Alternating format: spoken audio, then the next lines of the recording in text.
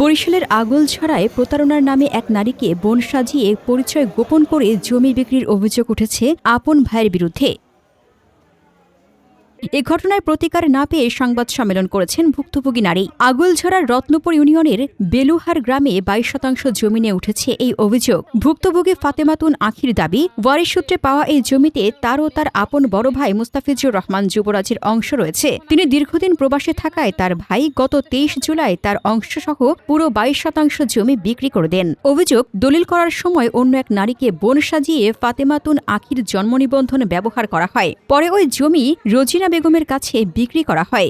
ঘটনাটি জানতে পেরে আগলঝাড়া সাব রেজিস্ট্রি অফিস ও সংশ্লিষ্ট দলিল লেখকদের কাছে একাধিকবার গেলেও প্রতিকার পাননি বলে অভিযোগ করেন ফাতেমা। মাতৃসূত্রে আমি আমার নানাবাড়ির কিছু জমি পেয়েছি, তো সেটা আমার ভাইয়ের আর আমার দুই অংশ। তো বর্তমানে সে আমার অমতে, আমার অজান্তে সে অন্য একটা মেয়েকে প্রক্সি দিয়ে আমার সম্পত্তিটুকু বিক্রি করে দিয়েছে। এখন আমি সেই সম্পত্তি ফিরিয়ে আনার জন্য আপনাদের সহায়তা চাচ্ছি। সাব রেজিস্ট্রার সাহেব এ বিষয়ে জেনে শুনে এবং সাব রেজিস্ট্রার সাহেব জহিরুল ইসলাম এবং যে দলিল লেখক সে শহীদুল ইসলাম, তারা দুজন তাদের সম্মতিতে, আর ক্রেতা বিক্রেতা সব যারা আমার ভাই যে বিক্রেতা আমার প্রক্সি দিয়েছে তাদের সম্মতিতে তারা সবাই মিলে আমার সাথে এই জালিয়াতি করছে।